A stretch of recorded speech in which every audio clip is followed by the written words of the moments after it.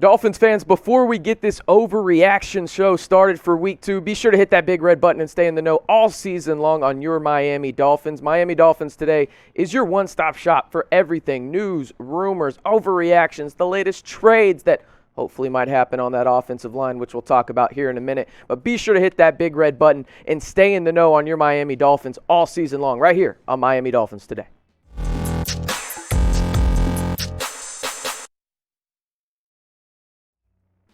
Got to shout out today's sponsor of the video, Magic Spoon, for the best tasting cereal without all those, side effects on the side. Magic Spoon has got you covered. 13 to 14 grams of protein, 0 grams of sugar. It's really the best cereal on the market that is healthy for you. Go to magicspoon.com/dolphins and get $5 off your first order of Magic Spoon.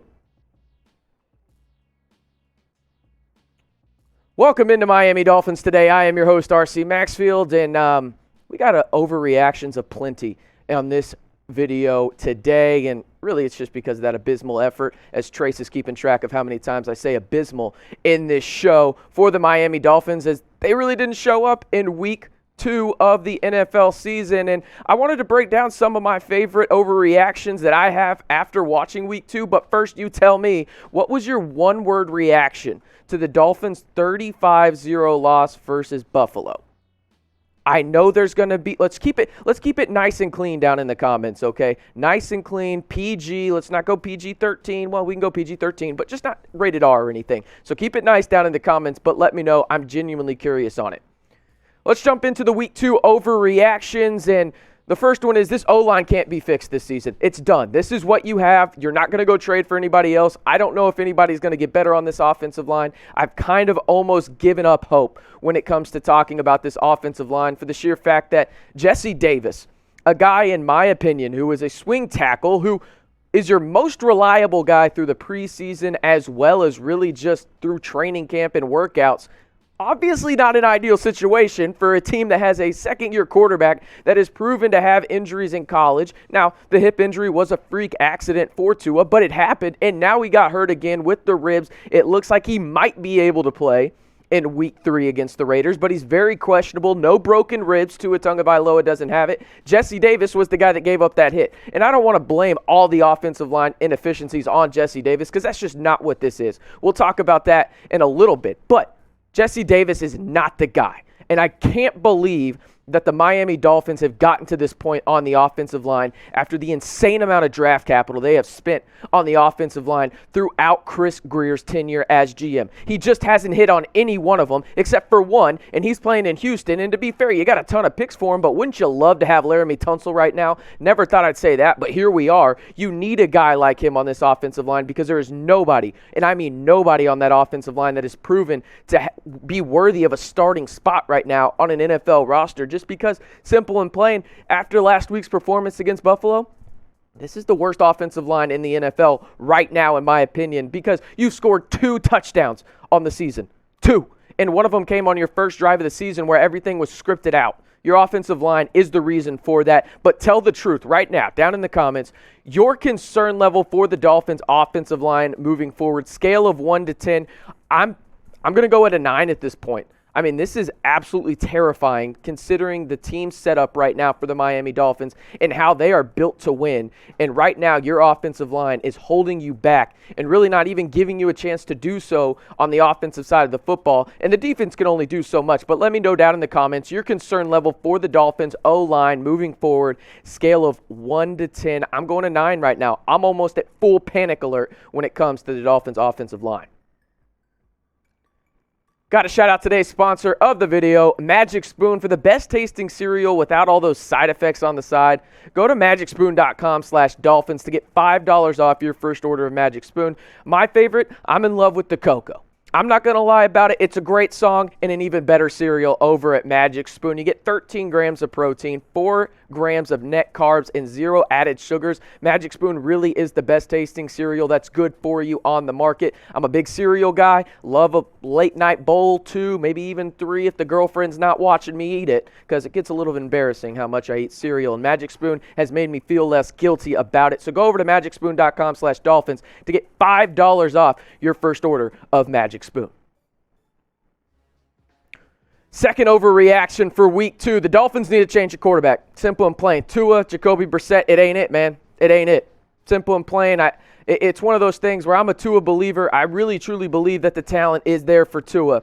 But right now, it's coming down to this team is built to win. That defense is an elite defense. But when you put them in the position that they have been in just really the first 2 weeks of the season, you got away with it in week 1. Now in week 2, a better Bills team than the Patriots obviously came down and just smacked you around, right? And that's because you didn't put your defense in a good place to win, and mostly that is due to the offensive line, but the quarterback position has to get better as well. Tua wasn't good in week 1. The limited snaps that we saw in week 2, the offensive line did him no favors as he was sacked twice on the first drive, and then obviously that 4th and 2 sack, or pressure, I should say, that bruised his ribs, and now it's a questionable tag for him going in to the game against the Raiders. I'm going to be honest, it might be time to make a deal. You might need to call him. Just see it. I know you're not going to like me down in the comments, but you got to make this call. I mean, he's available to play, and you know who I'm talking about. He's on your screen right now, Deshaun Watson. It is time to make that call if you're the Miami Dolphins in the sense of, okay, he's available to play this year, right? That's known. The Texans are keeping him out because they don't want that quote-unquote black eye or stigma going around right now, which I completely understand. But if you're the Miami Dolphins, you have to at least make that phone call to see if the Texans have budged for the sheer fact of you are in win-now mode. But I'll be honest about it. Even if, let's just say, this Deshaun Watson trade happens, which I don't think it will, but you have to make that damn call if you're Chris Grier. I'm not sure any QB could thrive behind this offensive line. It's abysmal. Count number 2 on the abysmal counter for everybody, right? It's just terrible. No quarterback could thrive behind this offensive line, at least the showing that we saw yesterday or Sunday against Buffalo. I mean, my goodness, no quarterback in his right mind would want to play in Miami right now if it came back to playing behind that offensive line, and it has to be addressed. But let me hear it down in the comments. I know what letter you're going to put down there. I get it. But just tell me right now, should the Dolphins consider is the key word there, trading for Deshaun Watson? Type Y for yes, type N for no. Consider is the key word. I will go with yes. But at the same time, I completely understand why the Texans aren't playing him and even why the Dolphins wouldn't want him on the roster. He is a distraction, but you got to at least make the call and see.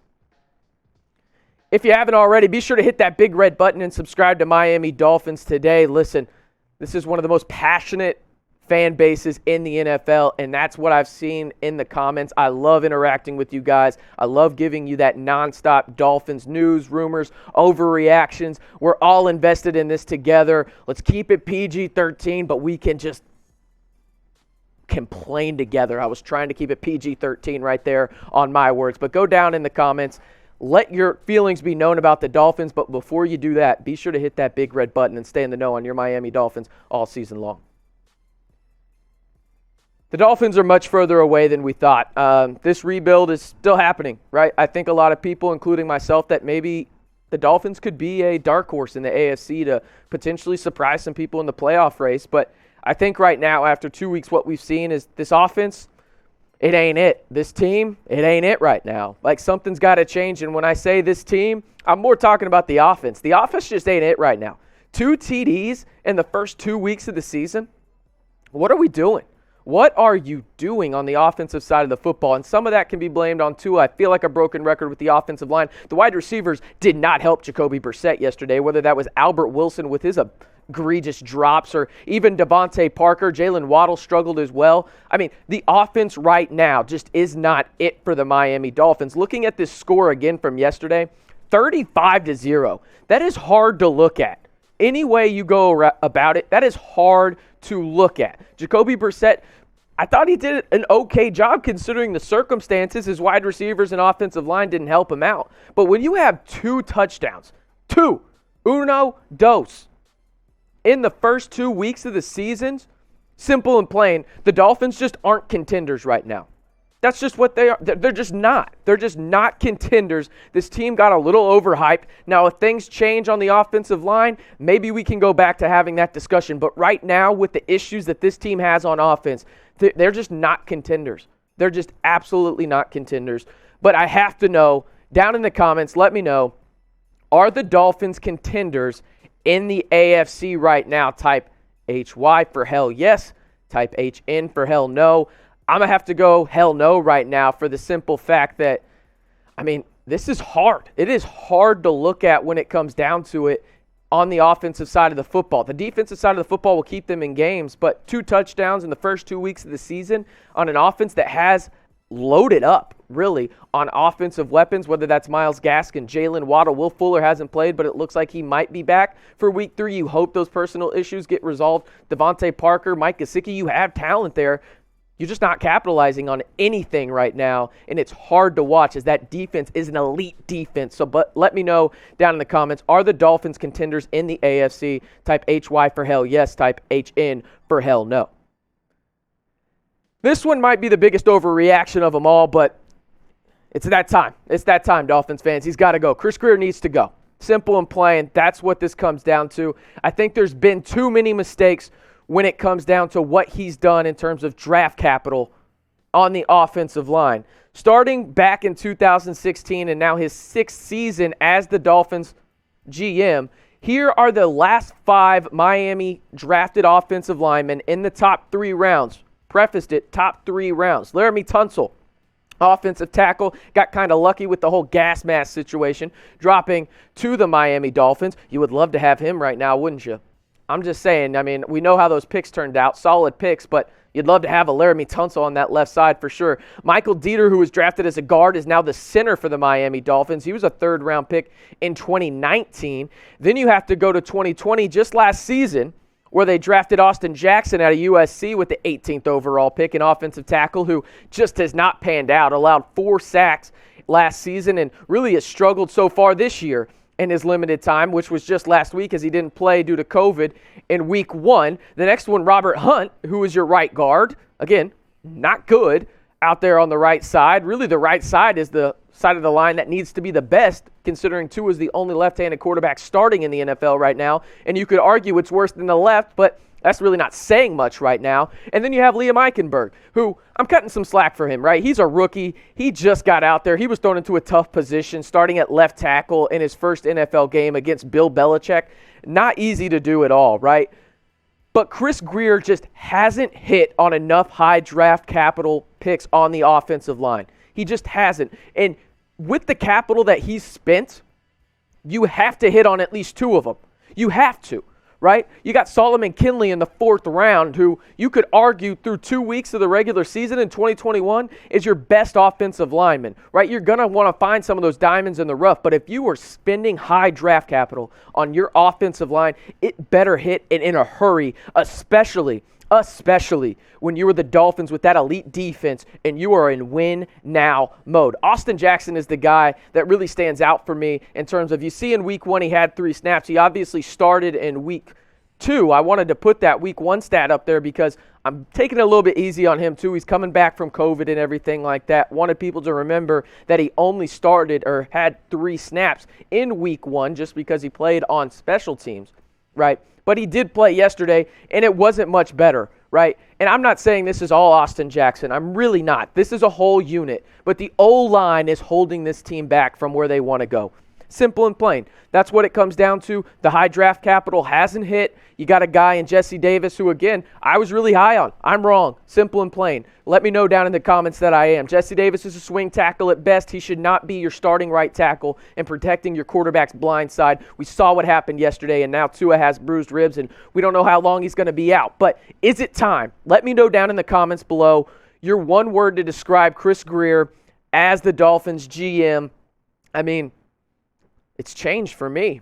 I mean, something's got to change when this comes down to it. He's missed one too many times when it comes to those high offensive line draft picks, and it has set this offense back, only scoring two touchdowns in 2 weeks. Something has to change, whether that's on the offensive line or in the front office. Something has to change after that abysmal performance by the Dolphins offense in week 2.